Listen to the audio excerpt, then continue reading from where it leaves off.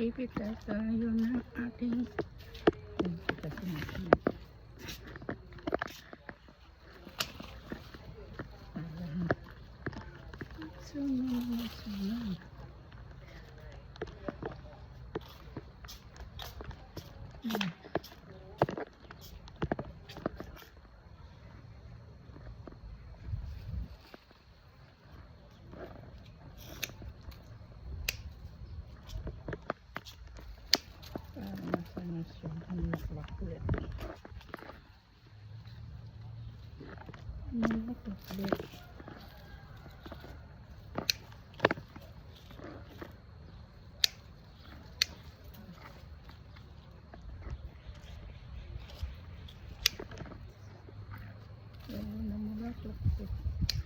sunod.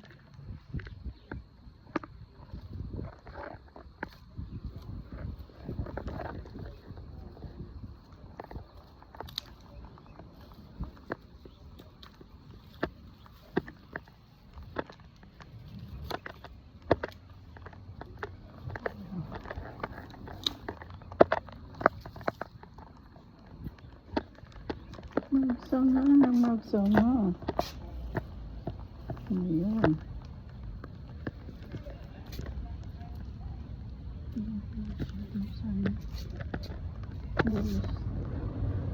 Yung pinpitas ko yung ano. Yung mga ganito lang guys. Ayan sa kamila. Ayan, nagpipitas tayo.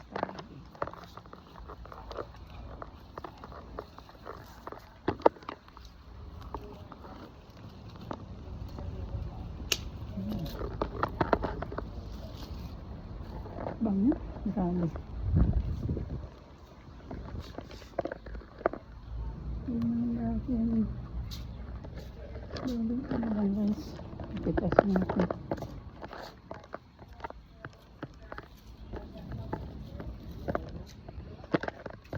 Mayroon na ako napitas sa loob.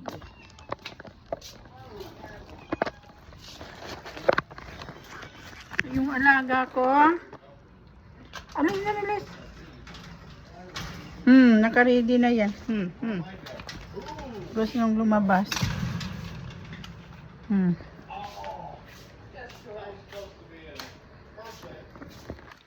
Gusto lumabas ng alaga ko. Yan ang dami natin napitas. Today is April 23.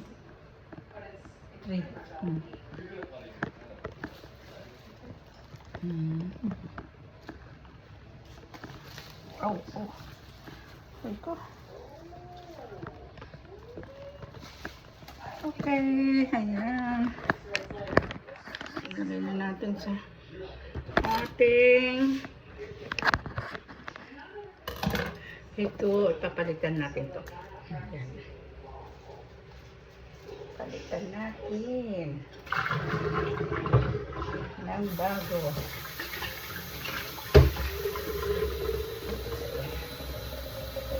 Pero I think isang linggo na ito. Sa ano ko ito nilalagay? Sa restroom. Ayan. Ayan.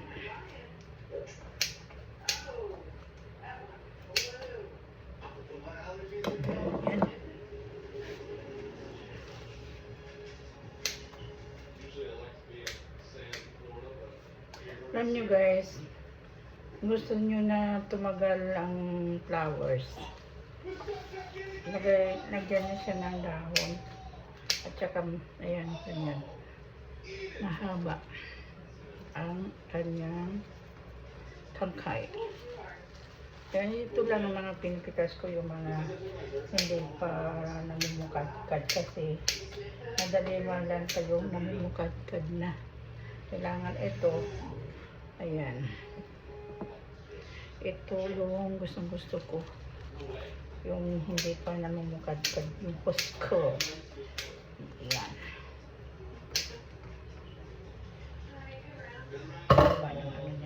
Ilagay ko to sa CR namin. Ayan. Oh, diba? Diba? Ang ganda. Ayun. Grabe. Grabe. Ito, ano ito?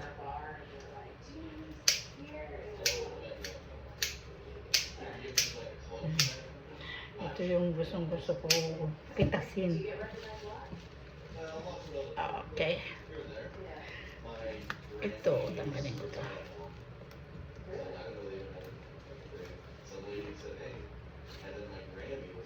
Yun, ang ating flowers.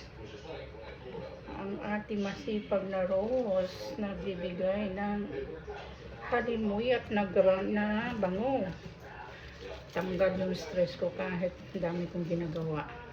Yan, tapos ko lang maglinis, maglampaso, at magdilig ng mga halaman. Tapos nagtanim na rin ako ng ating garlic kasi mayroon akong pinatubo doon sa ating greenhouse. So mahaba na yung kanyang tubo. Tinanim ko na siya, guys. Ayan. Wala akong nilalagay dito. At yun lang, guys. Ayan. Tubig lang. Wala akong nilalagay na ano. Ayan. Tubig lang, guys. Ang bango. Itong pink, ang bango din. Diba?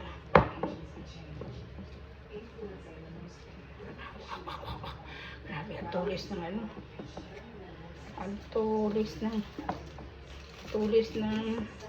lagyan ko ng dahon kasi parang hiwalay sila, kaya naman lagyan ng dahon para hindi sila magkahiwalay. Yan ang technique. Tsaka kailangan malamig yung pinaglalagyan mo sa kanila para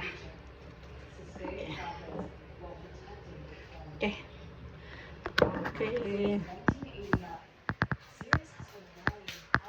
Lagay natin sa CFR. Yan.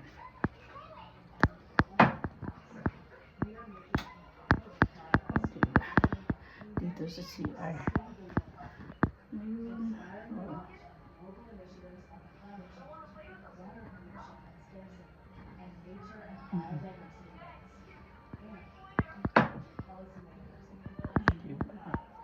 Ang ganda.